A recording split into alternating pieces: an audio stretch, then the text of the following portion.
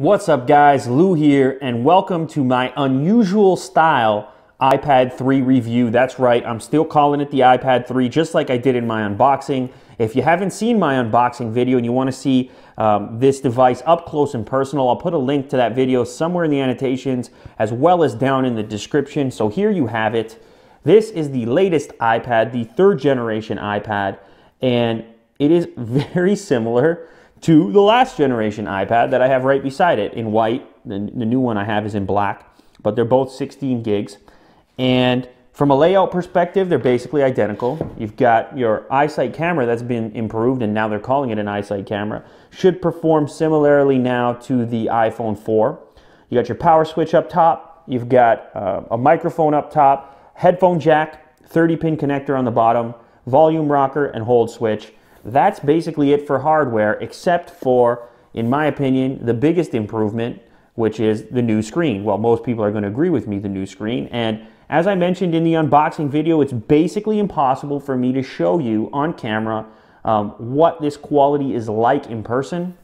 Reason being that, well, first of all, this video, depending on how I upload it, but say, for example, even if it's in 1080p, the resolution on this screen surpasses 1080p. And then on top of that, it's all these pixels smashed into a 9.7-inch frame, meaning that the distance of space between each pixel is not very much. So the eye's ability to actually resolve this data on this tiny little screen is limited. But they're still calling it Retina, and that's because of the distance that you're likely going to hold this iPad at. So anyways, I don't want to get too technical with this, because the reason I'm doing this kind of review right here is because of the number of questions I get that break down very simply, like, Lou, do I need to upgrade to the latest iPad? Is it worth the money? Which one should I get? I've already got the iPad 2. Should I get the iPad 3? And is the iPad 3 better than some random Android tablet?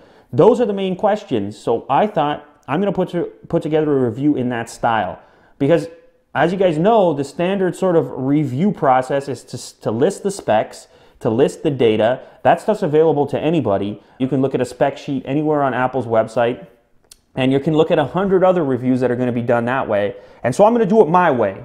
I'm going to break it down for you guys in very simple terms. If I were you, if you were me, what the hell, how should it be done? And for those that follow the channel, you know I get to play with a lot of gadgets, so I have a little bit of experience, but I still like to consider myself a regular consumer at the end of the day, and I want to tell you whether or not you should be compelled to get the latest one. So my short answer, I don't know if it's a short answer, I don't know if I'm capable of a short answer, but if you own one of these, if you own the last generation iPad, then I say no. I say you're already okay, you're up to snuff, you've got most of what you need, and until you take a look at this one, you won't even know what the hell you're missing out on, which isn't very much.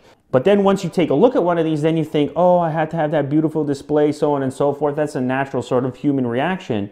But in reality, right now, there isn't very much that can take advantage of this new pixel density, like I mentioned earlier. And so what that means is you're buying a gadget for today, you know, especially if you're the person that wants to buy the latest and greatest. You're not buying the gadget for a year from now when apps come out that properly distribute data around the screen so that you can finally take advantage of that added resolution. No, you're not buying your gadget for that. You're buying it right now. And in that event, you're probably better to save a few bucks. You're probably going to be able to get these iPad 2s used for a great price right now.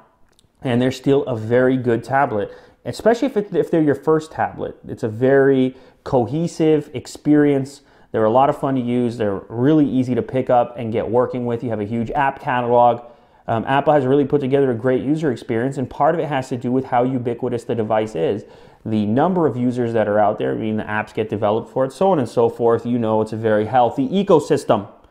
So, the improved camera, well, who the hell cares? Because if you're walking around shooting photos like this, if you're walking around doing this, let me tell you something, you're an asshole. No, I'm just kidding. You're not an asshole, but I mean, you're going to intimidate people. This is not a very comfortable look. People see you walking around like that and pointing this thing in their direction. They haven't seen that before. They're not comfortable with it. And most people who are going to buy one of these already have a smartphone. Here's my Galaxy Nexus. Not the best camera on the market, but at least as good as the one on this latest iPad.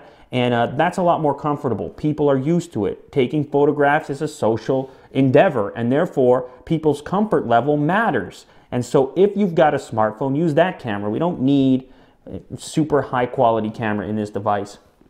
Now, one more thing. I know I've been blabbering on here, and as you guys can tell, I'm pumped up about this subject. You know, tablets have taken over the marketplace. They're a huge success, a huge hit, and a lot of people are loving them. But I do want to say a few words about Android. And that's why I've got my Galaxy Tab 10.1 out here. You know, I use all these devices. I really try and look at them from a regular user's perspective, to think about the user experience, etc. And to be honest with you, this device here actually got a lot of use from me for a while. But the trouble is that there is not a healthy ecosystem. I'm sure you all know that. Android and tablets, it's still a relatively new endeavor. And as a result, this turns in, at least for me, turns into sort of a glorified touch interface web browser. It's access to the web, access to a web browser, and that's fine. You know, access to my Gmail. That's fine because, I mean, that's a big percentage of how I use these other things too, obviously. But for the average user who picks up an Android tablet, I think at this point in time, you might be disappointed. You might be disappointed in the sense that there isn't that healthy, thriving ecosystem that you can sort of explore off the bat and see and sort of decide how you're going to use this new device in your life. So that's been a bit of a discussion on tablets. I don't know if you guys are going to love this video or hate this video. I hope you love this video. It's a little bit different, as I said before. It is not your average iPad 3 review. You know, like I said before, if you want to see beautiful visuals and whatnot, you can watch my unboxing video. But I wanted to give you guys my interpretation from a user's perspective. Do you need to run out and buy the iPad 3? My answer is simple for all of you: no. You don't need to do it. If you don't have a tablet already, look for an iPad 2. You can get a great value on one. You're going to get 9/10 of the performance and the experience that you'd get on this new iPad for a lot less money. You might be able to even source one out for half the price. One last thing before we go, this does have improved graphics performance. I know I didn't talk about it. I know I'm going to have people saying, you didn't talk about the improved performance. It does have improved graphics performance, but there isn't too much on the market right now that can take advantage of it. And that brings me back to my last point, which is, why would you spend your money, sit around and wait? I mean, unless you're rich or something, sit around and wait for something to take advantage of what you've got when you can get a great value on something like this one. And the last thing before I go, holy blabberfest, Apple products, iPads especially, and iPhones for that matter, retain their value really, really well. So if you buy one of these and you decide, hey, you know, I want to upgrade at a later date, I guarantee you there's going to be a lot of value left in the device. So that is definitely something to consider. You don't need to go all the way to the highest level. You can start off a little bit slower and you can still get most of your value back when you decide to upgrade. Anyway, guys, I hope you enjoyed this. If you did, please like and favorite the video. Show me some love. It's a little bit different, as I said before, but I just wanted to communicate my feelings to you guys. I'm amped up. I'm motivated about these products. And leave a comment down below. Tell me how you use your tablet and how much you like it and which one you're using, etc. And if you haven't subscribed yet, please go ahead and do so. And I will see you guys around the channel. Thanks for watching. You guys make this content possible. I'll see you in the next video. Later.